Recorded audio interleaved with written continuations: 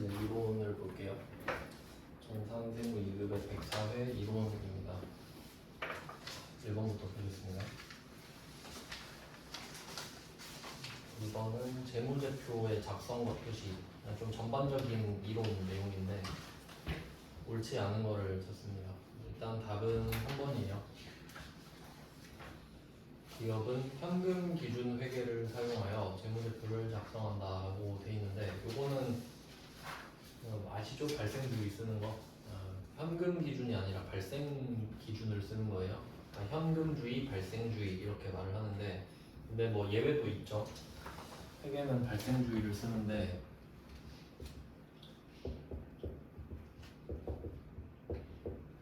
그래서 우리 분개할 때 외상해도 적잖아요. 돈 못 받아도 발생주의니까. 물건을 판 행위가 발생했으니까. 근데 예외가 현금 현금 흐름표. 네, 현금주의예요. 현금 흐름표만 현금주의 쓰거든요. 그러니까 재무제표가 5개가 있는데, 정확히 4개인데, 재무상태표,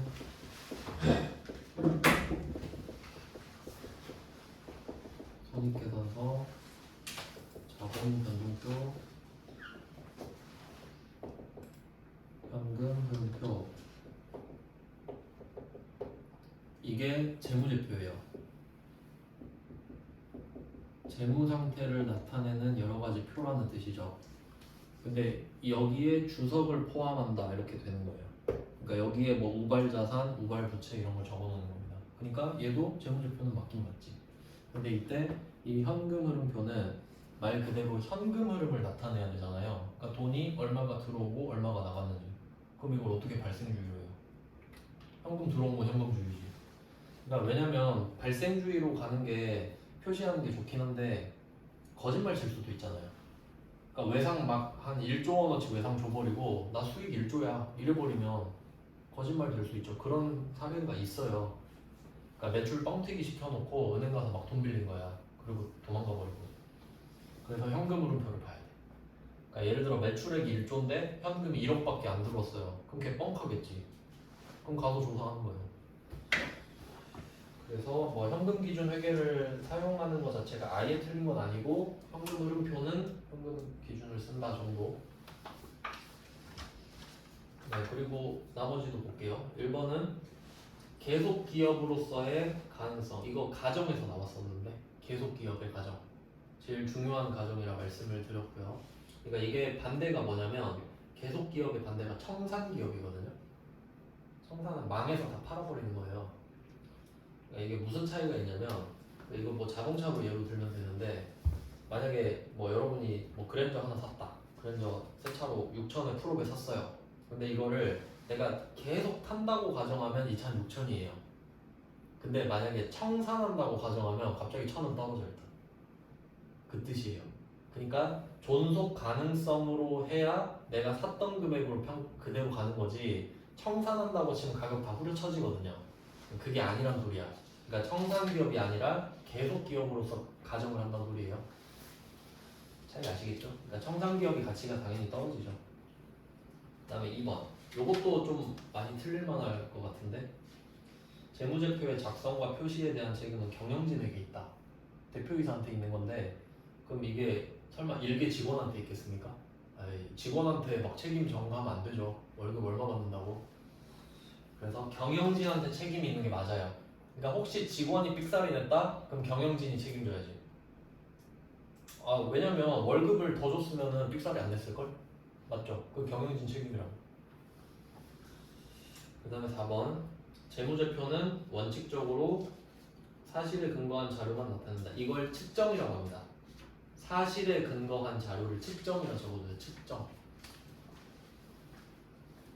측정은 그냥 재는 거예요. 자로 재는 거. 몸무게 재고, 저울로 무게 재고, 키 재고 이런 것들. 근데 그 옆에 보면 추정도 나오죠.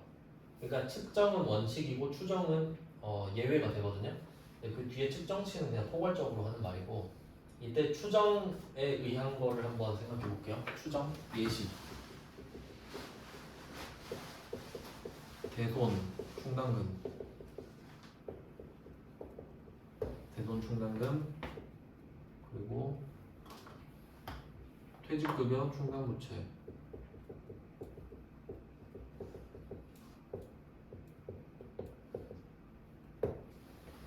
이 두 개 정도만 알면 돼요, 우리 수준에서는.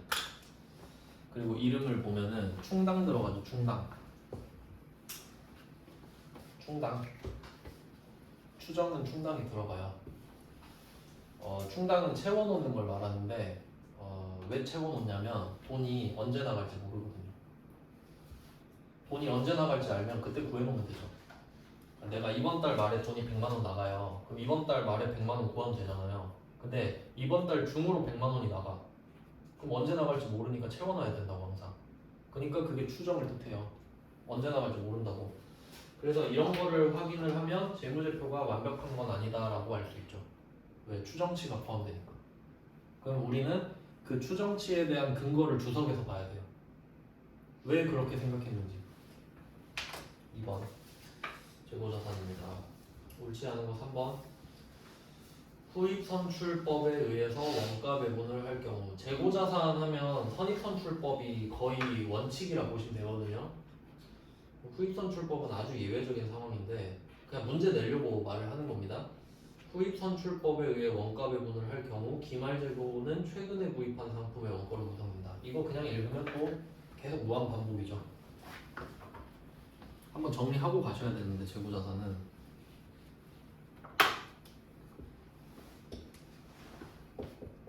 일단 전제 물가가 오른다. 물가가 뭐 떨어지기는 힘드니까 물가가 오른다는 전제 하에 후입선출을 한번 해볼게요. 그럼 이때 물건을 우리가 계속 사와요. 가격이 올라가는데 막 100원부터 1000원까지 사는 거예요. 100원, 200원, 300원, 400원 이렇게. 이거를 반토막을 쳐요. 자, 이 상태에서 후입선출을 하면 우리가 물건을 이때 계속 사왔단 말이에요. 그러면 뭐부터 팔았어 하면 이거부터 팔았죠. 후입선출법이니까. 그럼 이거를 팔았어. 그럼 이거 매출 원가가 돼요. 후입선출이니까. 그러면 앞에 사온 게 남았겠죠. 이게 기말재고예요.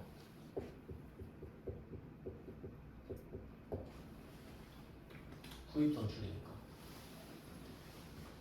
그리고 문제를 풀면 돼요. 자, 그러면 기말재고가 최근에 구입한 건가요? 아니잖아요. 그래서 틀렸죠. 앞에 써있네요. 여기 기말재고 앞에 있는 거라고.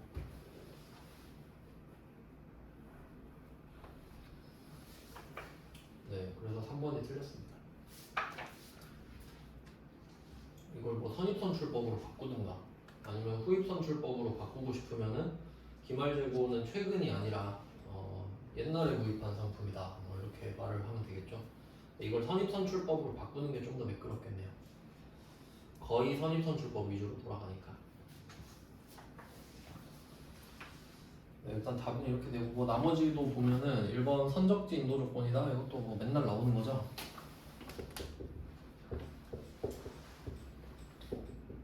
A가 매출, B가 매입일 때 A가 선적지, B가 뭐 도착지, 목적지라고 하면, 언제 주인을 바꿀래 했을 때 1번에는 선적지에서 바꾸자 라고 했죠. 선적지에서. 그럼 이때 이미 주인이 바뀌어버린 겁니다. 근데 이때 판매한 운송 중인 상품이다. 그럼 지금 물건이 가운데 있는 거잖아요. 배 타고.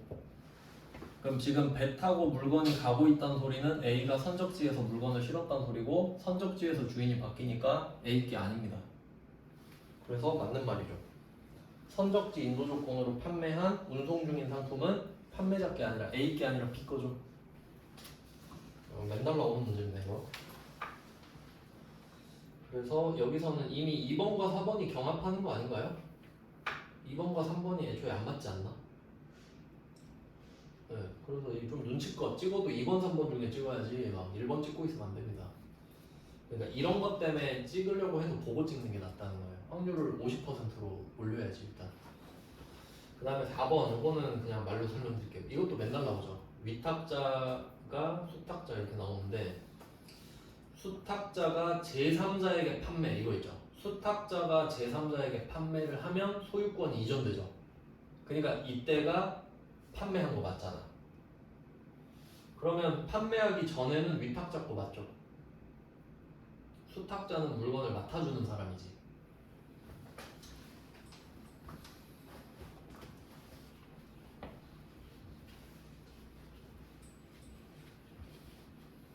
매번 그래야 되나?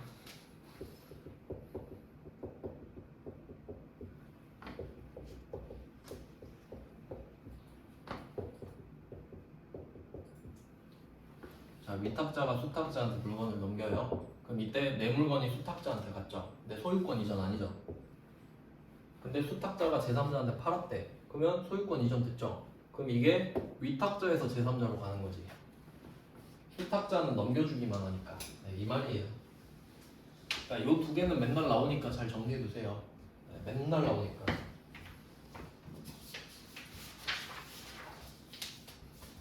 네, 3번으로 가겠습니다. 무형자산. 무형자산도 단골 손님이죠. 자, 무형자산을 보겠습니다. 1번부터 볼게요. 사업 결합 등 외부에서 취득한 영업권. 그러니까 여기 이런 식으로 설명을 하면 등 앞에 있는 말은 필요 없습니다. 그냥 외부에서 취득한 영업권을 말하고 싶은 거예요. 그리고 영업권이란 것 자체가 프리미엄을 뜻하기 때문에 외부에서 구입한 것만 영업권이 되죠. 당연한 말이고요. 그래서 반대로 말하면 내부적으로 창출된 영업권은 말도 안 된다. 아주 좋은 말이죠. 아주 좋은 선지가 되겠고요. 그 다음에 2번. 무형자산은 인식기준을 충족하지 못하면 그 지출은 발생한 기간의 비용으로 처리한다. 자산의 인식기준이란 소리예요 지금. 이거 연구개발 그거예요.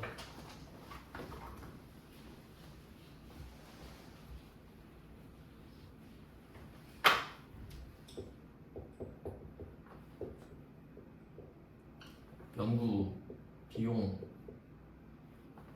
개발. 얘는 이쪽은 비용, 이쪽은 자산. 이거 하는 거예요. 그러니까 이때 이게 무형자산 인식기준 아니에요. 무형자산은 인식기준을 충족하지 못하면 비용이죠.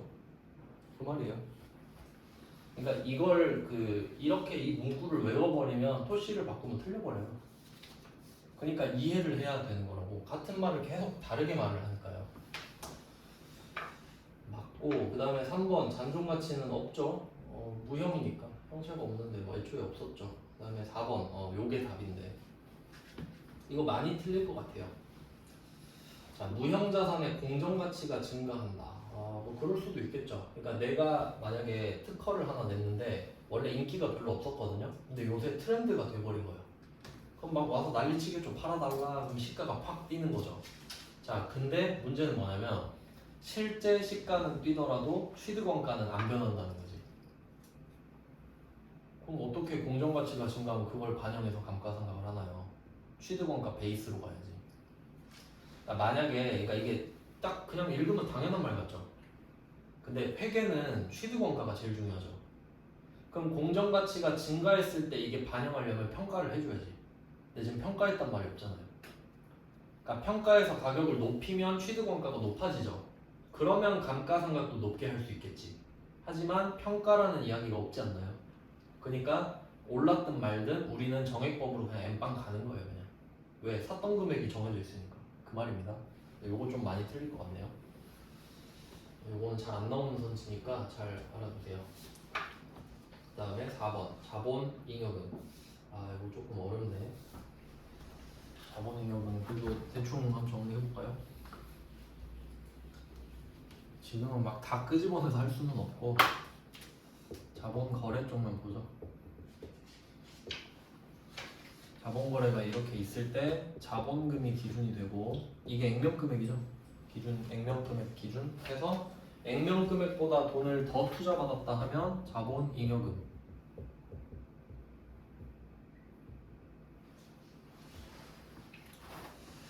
그리고 이 액면 금액보다 덜 투자받았다 하면 다 자본 조정이죠. 네, 성격상 얘가 마이너스 역할을 하지만 플러스도 있다는 거. 그래서 뭐 정확히 따지면은 이 자본 잉여금은 플러스가 3개입니다. 주식 발행 초과금, 자기 주식 처분 이익, 그리고 감자 차익. 이렇게 3가지 거래에 대해서 플러스가 있고 반대도 3개가 있겠죠? 주식 발행, 주식 할인 발행 차금, 그리고 자기 주식 처분 손실, 감자 차손 이렇게 3총사가 있어요. 그러니까 이 3개는 짝을 이루죠. 근데 여기에 이제 특이한 게 자기 주식 하나 들어가고 미교부 주식 배당금 이렇게 돼요. 그러니까 플러스도 하나 있기 때문에 요걸 시험에 잘 내죠. 하여튼 뭐 내용은 그런데 지금 이 상황에서 자본 잉여금을 찾아라 해요. 그러니까 딱 3개니까 문제 내기가 좋겠네. 근데 뭐 여기서 개수 상관이 없으니까. 그럼 일단 여기서 그 주식 발행 초과금이 첫 번째 플러스입니다. 이게 주발초예요. 첫 번째 게. 왜? 주식 발행해서 더 받았으니까 플러스죠. 액면 금액보다 더 받은 게 초과잖아요. 그 다음에 그 밑에 있는 자기 주식 처분이익이죠.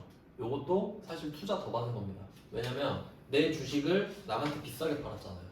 그럼 그 사람이 그만큼 투자를 더 해줬다고 보는 거지. 그래서 두 번째 거도 나왔어요. 자기 주식 처분이익. 그 다음에 마지막은 감자 차익입니다. 세 번째 감자 차익. 이거는 주식을 소각하는데 싸게 산 거야 내가.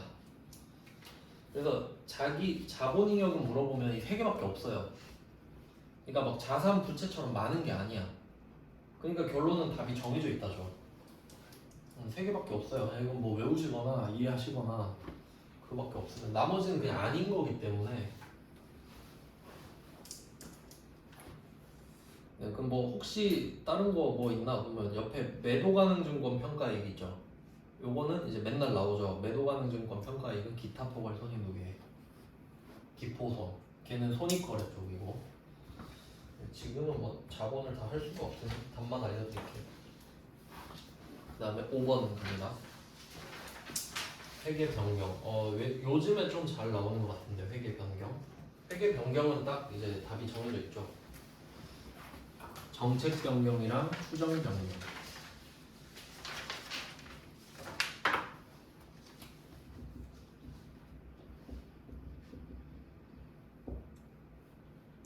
회계 변경은 정책 변경이랑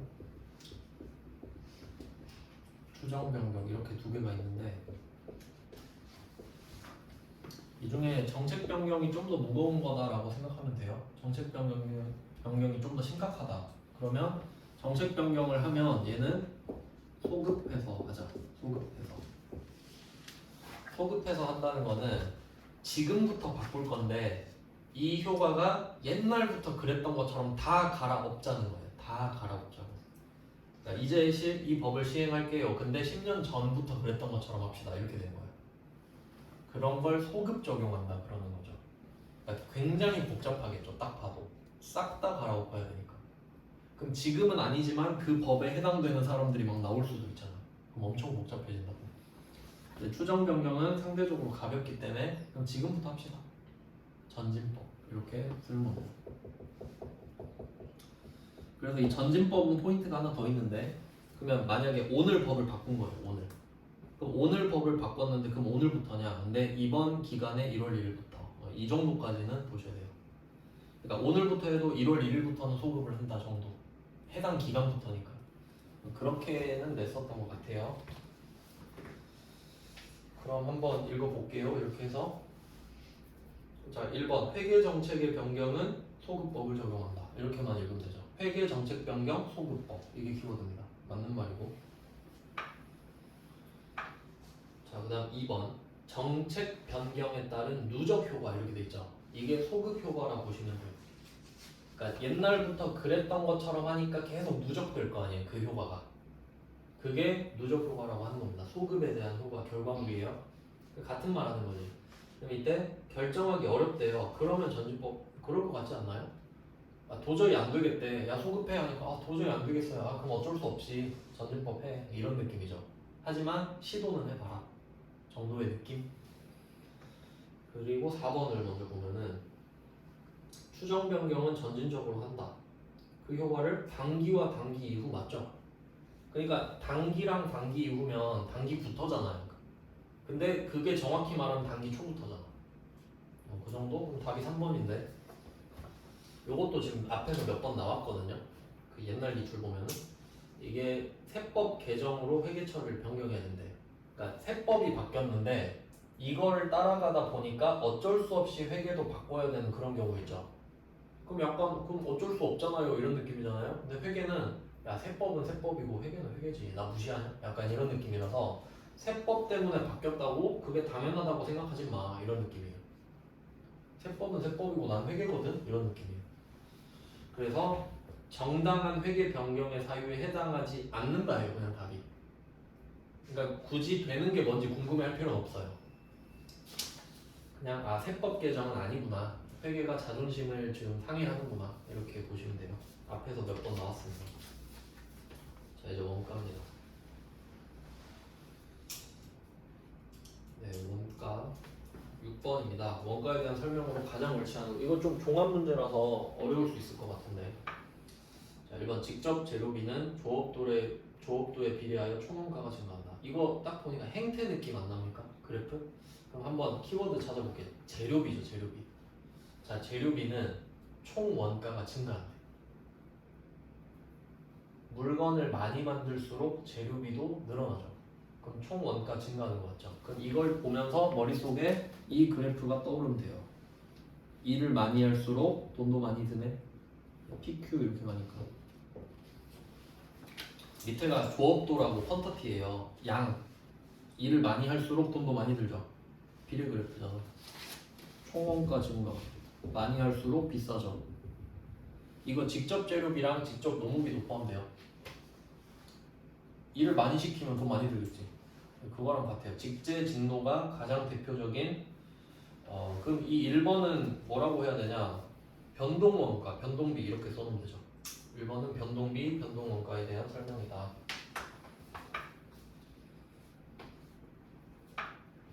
뭐 맞는 말이고요. 그 다음에 2번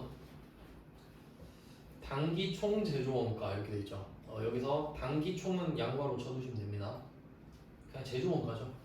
그러니까 이거 관계를 잘 아셔야 돼요. 우리가 그 원가 회계가 어떤 걸 하는 거냐면 원가 회계 하기 전에 재무 회계를 먼저 해요. 그럼 우리 막 분개했죠 맨날. 막 500, 800 했잖아요. 그러면 500번 비용으로 잡힌 비용들 있죠.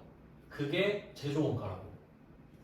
500번으로 비용 처리된 게 다 제조원가일 거 아니에요. 그러면 그게 합친 게 원가야. 제조원가. 근데 그걸 재료비, 노무비, 제조관절비로 나누는 거야 또. 그래서 그걸 제조관절비를 또 어떻게 나눌래 하는 게 원가회계예요. 그러니까 재무회계 안에 들어가 있지 원가회계는. 그러니까 500번 비용 합계 있죠. 그 안을 벗어날 수 없다고. 그거 하는 거예요. 그래서 2번 제조원가는 단기에 발생한 이거 잘 내줘. 기본원가, 제조관절원가. 맨날 내는 문제 이것도.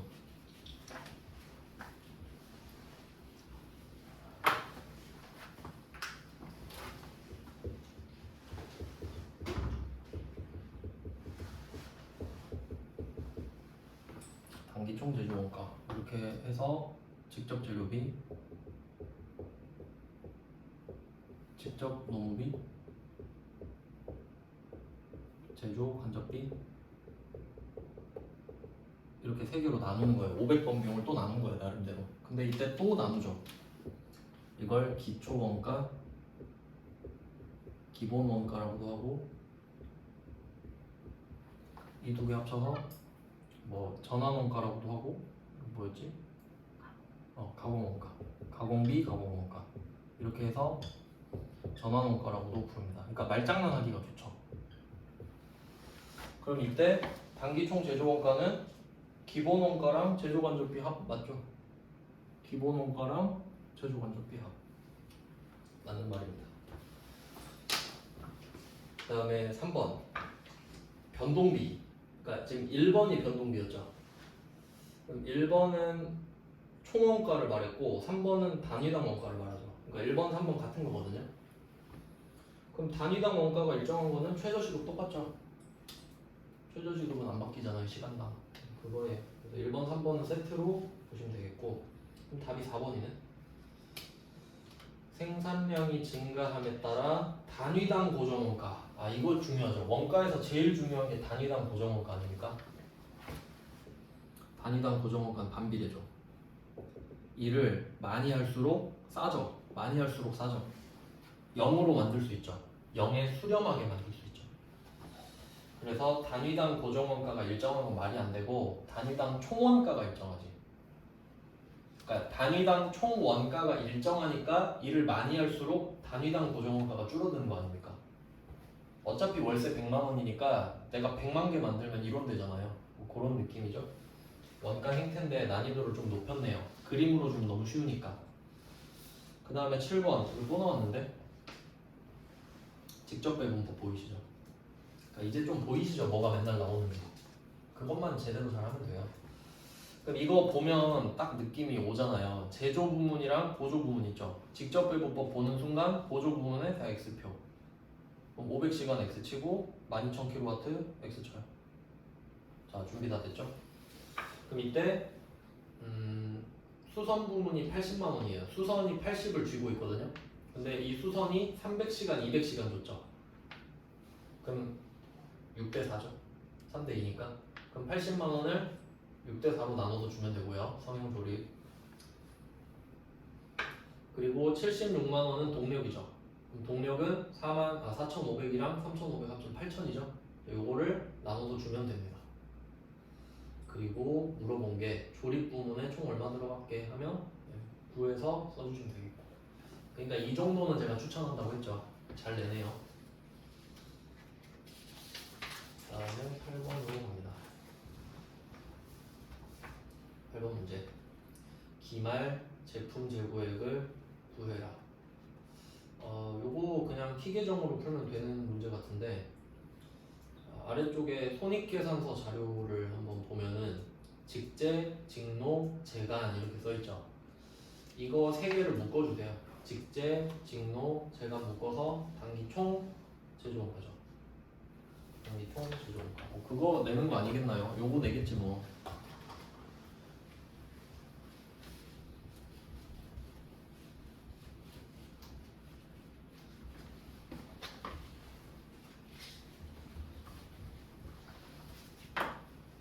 자, 그러면 제공품이 옵니다. 원가에서는 제공품이 주인공이라고 말씀드렸고요. 기초 제공품이 10만 원이죠. 위에 재무상태표에는 기초가 또 나와 있어요. 기초 10만 원, 기말 15만 원. 이렇게 됐죠? 기초 10만 원, 기말 15만 원. 그리고 단기총 제조원가 있죠. 제조원가 우리가 구해야 되죠, 지금? 보니까 19, 10, 15 이렇게 더하니까 44만 원인가요, 그러면? 네, 더했더니 44만 원이 나오더라. 그러면 단기 제품 제조원가 나오죠.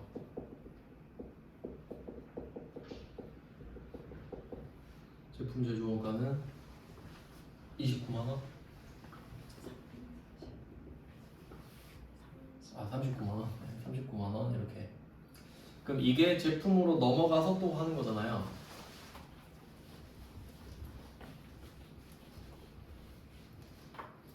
옆에 제품을 또 번거롭게 그리라는 소리고. 기초에 21만 원. 그리고 이게 그대로 일로 넘어오죠. 그 다음 매출원가는 이미 알려줬죠. 매출원가 20만 원. 그리고 이거 얼마 하게 물어보는 거니까 40만 원인가? 네, 이렇게 구해주시면 돼요. 그러니까 똥개훈련이죠. 이게 한 문제는 반드시 나올 겁니다. 그러니까 보통 원재료 제공품을 물리거나 아니면 제공품 제품 물려서 낼 거예요. 그러니까 반드시 T계정 두 개를 꼽사리를 껴서 고생을 시킬 거란 말이죠.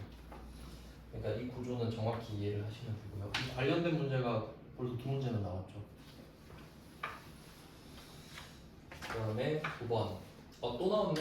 이것도 사실 같은 문제라고 보시면 되는데 두 번에 직제 구해라. 그럼 아까 그 표 활용하면 되죠. 그럼 한번 계산해 볼게요. 단기 총 제조 원가는 230이다. 그럼 토탈 230이에요. 아, 이거 좀 복잡하게 내놨네. 자, 그럼 제조 간접비는 단기 총 제조 원가의 20%입니다. 그러면 46만 원이 제조 간접비겠죠? 그럼 46만 원 따로 빼놓으시면 되고 46만 원 더한 게 230이다. 이렇게 된 거고 그리고 제조 간접비는 직접 노무비의 80%다. 이게 좀 고비겠는데? 그러면 이 46만 원이 직접 노무비의 80%잖아요. 그럼 이거를 나누기 80% 하면 됩니다. 나누기 0.8 하면 그 금액이 나올 거 아니에요. 그럼 그 금액을 여기다 적고 그럼 그 나머지 위에 게 정답이겠죠. 계산을 한번 해보면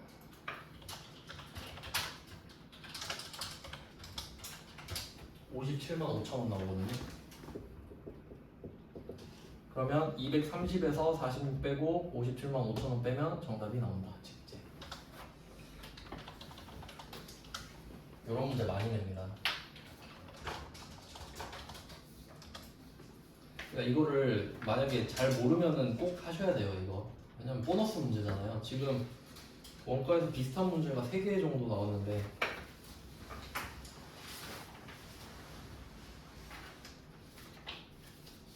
그 다음에 10번으로 가겠습니다. 10번은 완전 보너스 문제죠. 이거 회계 1급에도 잘 냈는데 개별은 소량 생산, 종합은 대량 생산. 이렇게만 하면 답 바로 나오죠. 그럼 개별은 소량, 종합은 대량 하고 보겠습니다. 1번은 맞고요.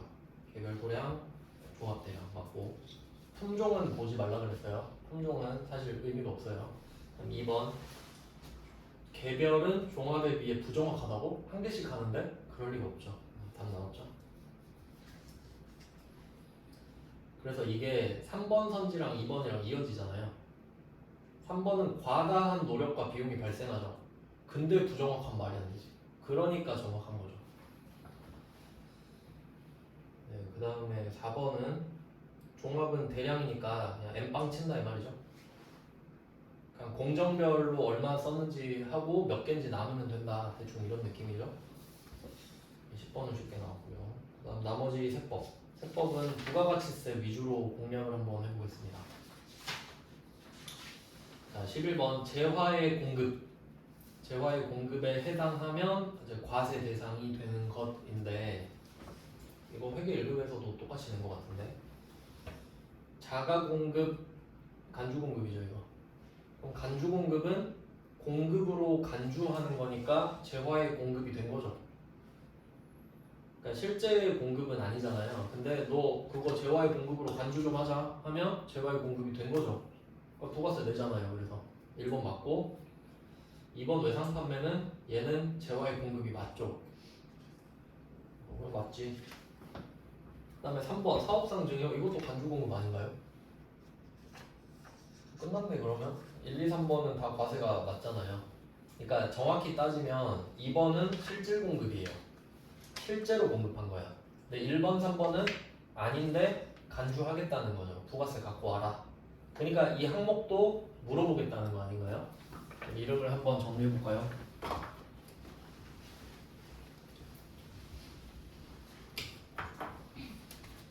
이렇게 내면 조금 더 복잡해질 수 있지. 그러니까 실무는 분계를 내잖아요. 근데 이론은 분계를 못 내니까 뭐 낼 수도 있지만 그냥 말로 내버리는 거죠. 그럼 간주 공급의 첫 번째가 자가 공급. 내 사업에 쓰는 거. 근데 이게 첫 번째가 그 면세 사업 전용이죠. 면세 사업으로 바꿔서 쓰는 거. 탈세니까. 2번이 그 자동차죠. 그냥 승용차 할게요. 승용차 구입, 뭐 임차. 구입 유지 이렇게 갔지. 임차는 안 나오고. 그다음에 3번이 판매 목적 타사업장 반출.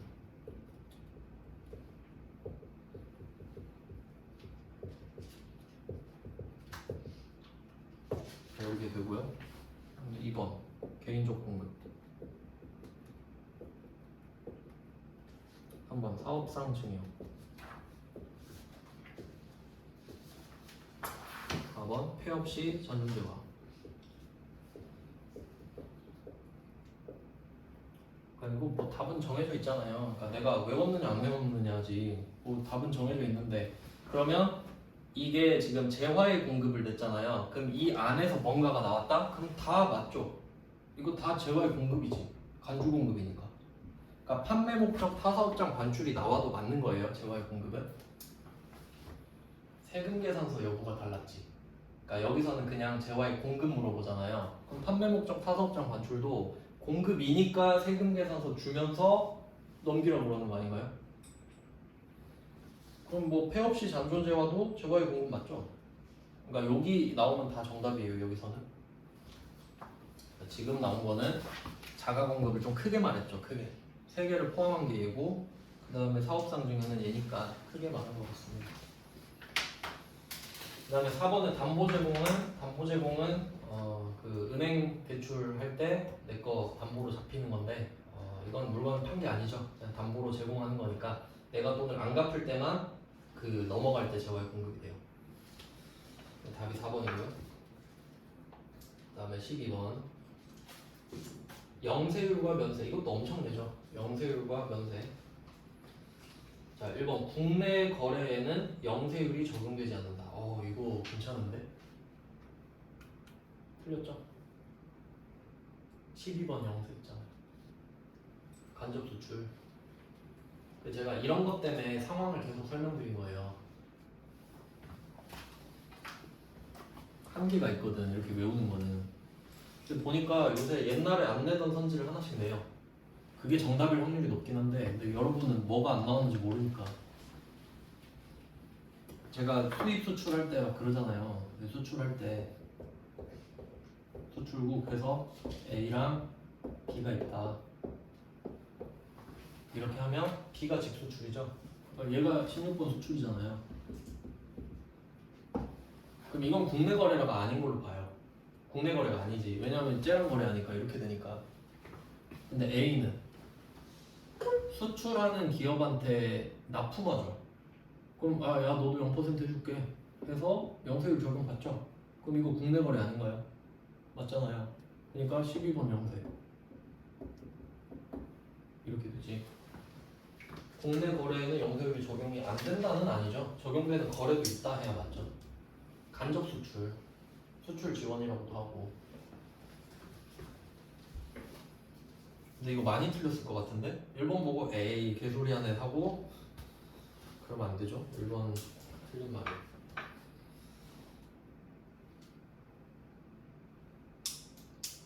그 다음에 2번. 이것도 제가 매번 말씀드리는 건데 면세의 취지는 역진성 완화다.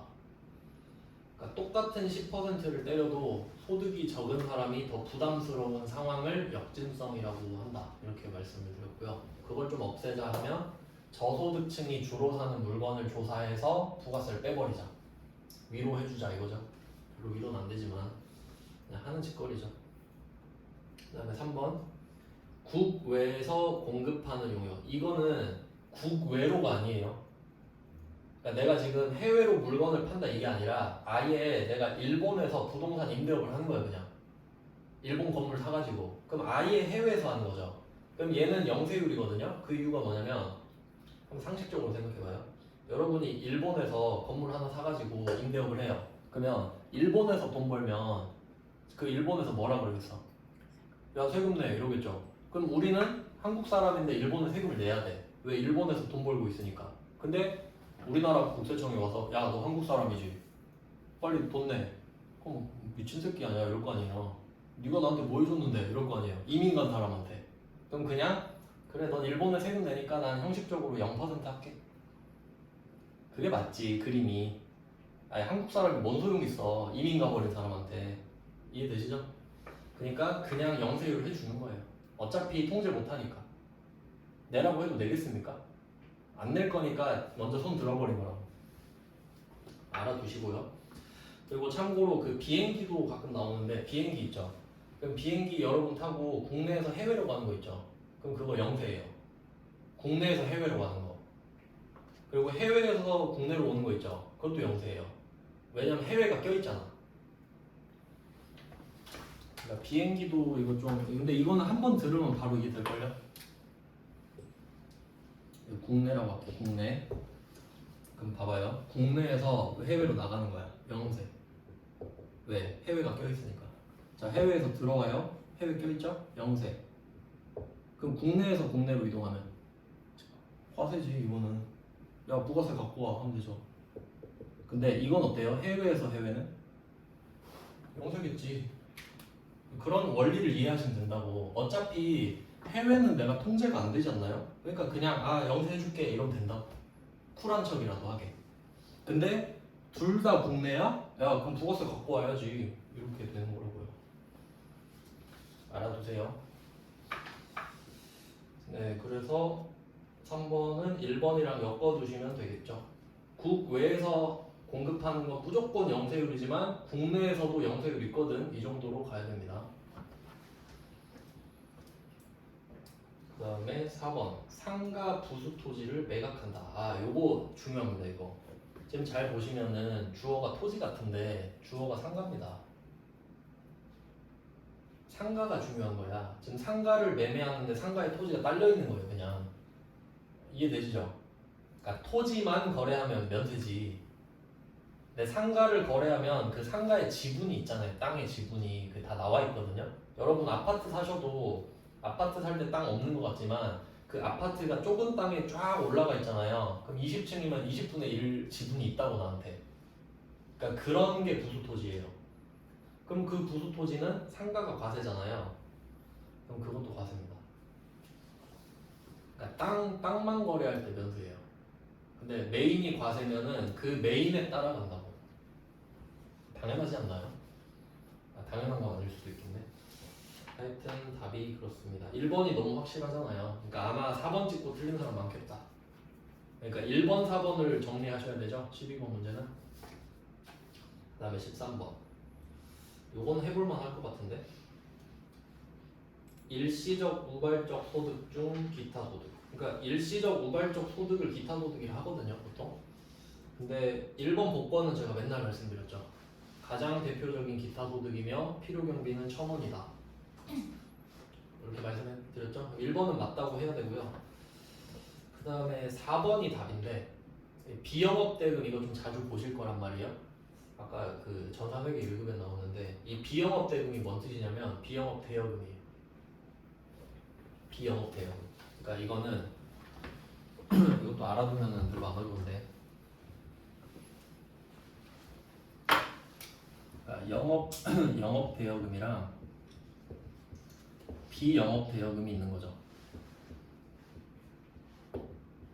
그럼 영업 대여금은 누구냐? 은행이랑 대부업체.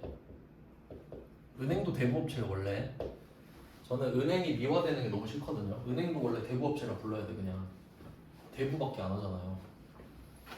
그러면 은행 대부업체 있다고 해. 러시앤캐시도 그러면 영업 대여금이야. 왜? 러시앤캐시는 돈 빌려주는 게 영업 맞죠? 그러면 그 이자로 번 돈의 15.4%를 내는 거예요. 이해됐죠?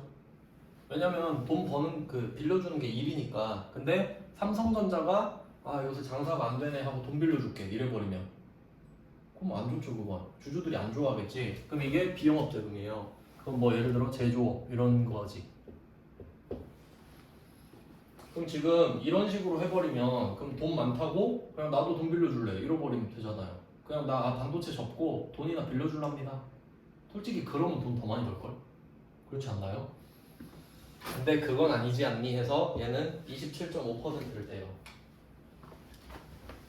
15.4%, 27.5%. 그리고 이걸 이해하셔야 돼. 15.4%랑 27.5%를 외우라는 게 아니라 누가 더 큰가를 보시면 된다고. 그럼 얘가 더 크죠? 왜? 너 본업 아니잖아. 넌 세금 더 많이 내. 이거거든요. 이걸 이해하시면 돼요. 그러면 이게 지금 돈 빌려준 거죠. 대금이 대여금이라고요. 그럼 대여금이면 반드시 이자가 붙죠. 그럼 이게 기타 소득입니까? 이자 소득이지. 이 둘 다 이자 소득이에요. 그러니까 이 정도는 잘 나오니까 좀 외워두자고요.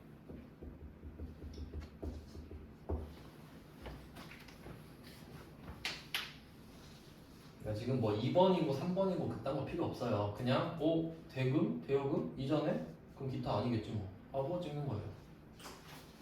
이건 좀 잘 나오거든요. 비영업 대금.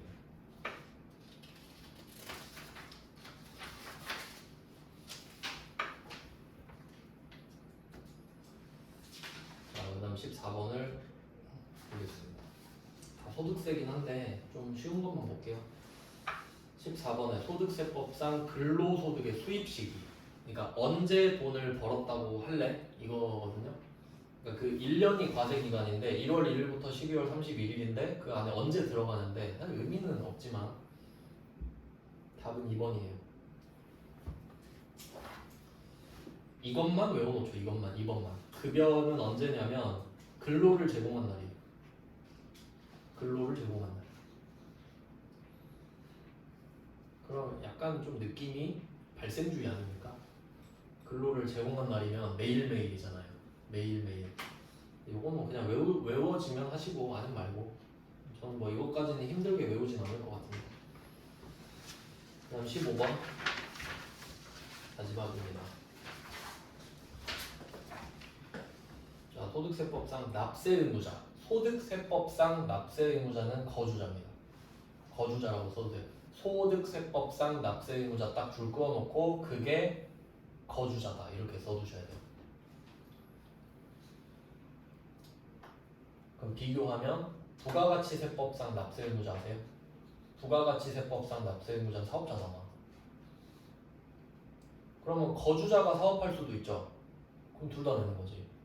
그러니까 그렇게 크로스 될 수 있잖아요. 내가 거주자면서 사업소득이 생기면 거주자로서 소득세를 내고 사업자로서 부가가치세 낼 수 있는 거죠. 근데 그 부가가치세가 소득의 근간이 되겠지. 그 정도인데 한번 보죠. 그럼 1번 비거주자는 이거 3번을 먼저 봐야 돼요.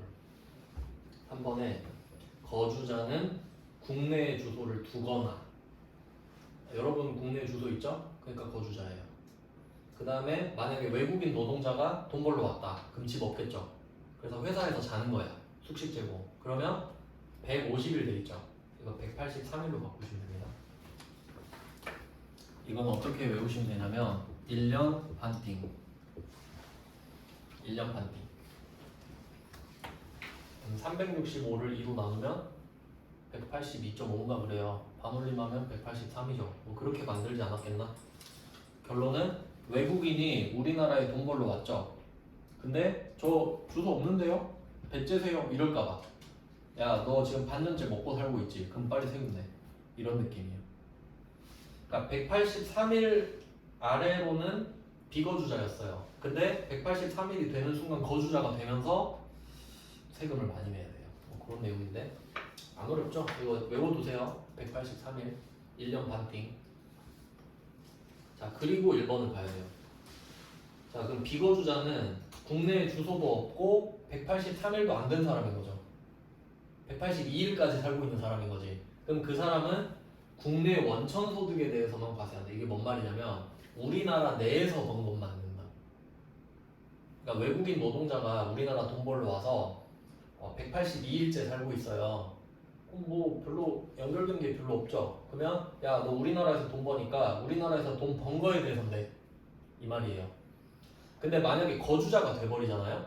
그럼 183일이 넘어가 버려. 그럼 해외에서 번 것도 내야 돼요. 좀 개같은 그런 게 있는데 하여튼 그니까 아까 일본에서 임대업하면 영세해준다 했지. 그러니까 그래요. 그렇게 보시면 돼요. 그래서 비거주자는 국내 원천 소득에 대해서만 이렇게 돼 있잖아요. 당연한 말 같은데 맞는 말이에요. 그러니까 여러분은 해외에 가서 벌어도 세금 내야 된다고. 국내에도. 해외에도 내겠지만 국내에도 내요. 그 다음에 2번. 이제 거주자 나오죠.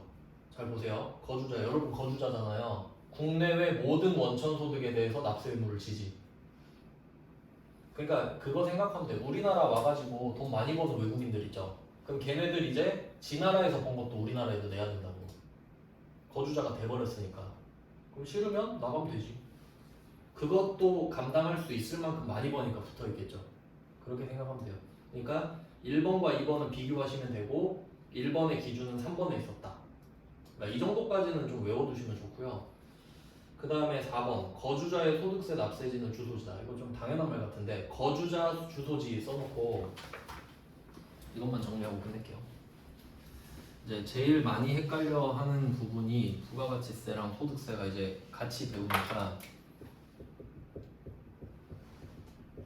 부가가치세는 사업자라 그랬죠. 납세 의무자가. 그 다음에 소득세는 거주자라고 했어요. 그럼 기준이 다르죠. 그러니까 부가가치세는 너 사업해 안 해 이거고 소득세는 너 여기에서 돈 벌어 안 벌어 이거잖아요. 그러니까 좀 범위가 달라요. 그러니까 우리나라에서 돈을 버는데 사업이 아닌 걸로 벌 수도 있잖아. 그럼 부가가치세는 안 내는 거주자일 수도 있는 거지. 뭐 그런 느낌이에요. 근데 보통은 같이 하겠지만 그럼 이때 거주자는 어디로 기준으로 하냐? 주소지로 한다 이거죠. 왜? 개인에 대한 거니까. 그러니까 네가 뭘로 벌었냐가 중요한 게 아니죠. 왜냐하면 소득세 8개 있는 거 아시죠? 그러니까 네가 벌어들인 게 중요한 거지 네가 뭘로 벌었느냐는 안 궁금해. 그러니까 네 주소로 가서 돈 받을게 이렇게 하는 게 합리적인 거고. 그럼 부가가치세는 사업을 하는 사람만 내잖아요. 그럼 얘는 사업장 기준으로 가겠지. 개인이 아니라. 이해되세요? 그런 느낌으로 공부를 하셔야 된다고. 그러니까 소득세는 내가 사업소득 그것만 하는 게 아니니까 야 너 얼마 벌었어 이거예요. 그러니까 너 주소 어디야 이렇게 되는 거지. 그런 느낌이고 얘는 사업장 기준인데 그럼 아까 외국인은 주소가 없다 그랬잖아요. 그럼 거소지로 하겠지. 그런 걸 다 만들어 놨겠죠. 근데 전 지금 원칙만 설명을 드린 거고.